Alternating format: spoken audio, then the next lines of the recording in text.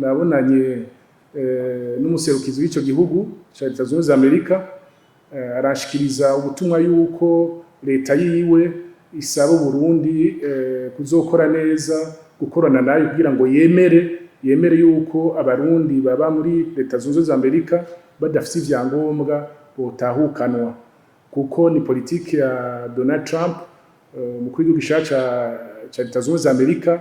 Ntibariko barabikora i Burundi gusa, ni mu bihugu vyose mwarabibonye, nivyo bariko barakora. Murumva rero yuko natwe tuheza ngo tudadaze, ngo ntitwemere ko abarundi baza kandi baba baje mu gihugu cabo.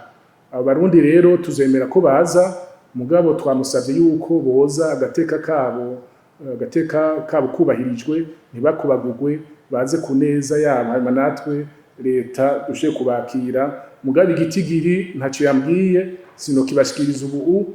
Kirya mubona ku mbuga ngurukana bumenyi kumbure ni kinini cyane gitonya, nzobashikiriza rero igitigiri mu nyuma. Imfashanyo ya Leta Zunze Ubumwe za Amerika yuko yavuze ko igiye kuzirahagarika imfashanyo mu bihugu bimwe bimwe ku ntwaro ya Donald Trump.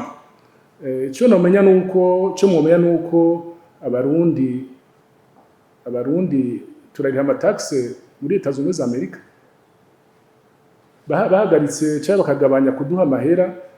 Biba ari nk'inkebuzo kugira ngo dukore twese dufise inguvu, tugwize umwimbu, dushobore kwimenya tutazeyinze. Turashima abadusahiriza, ni vyiza, mugabo iyo ku burenganzira bwabo ati tugiye kugabanya, ntiduheza natwe tuvuge tuti ntimugabanye.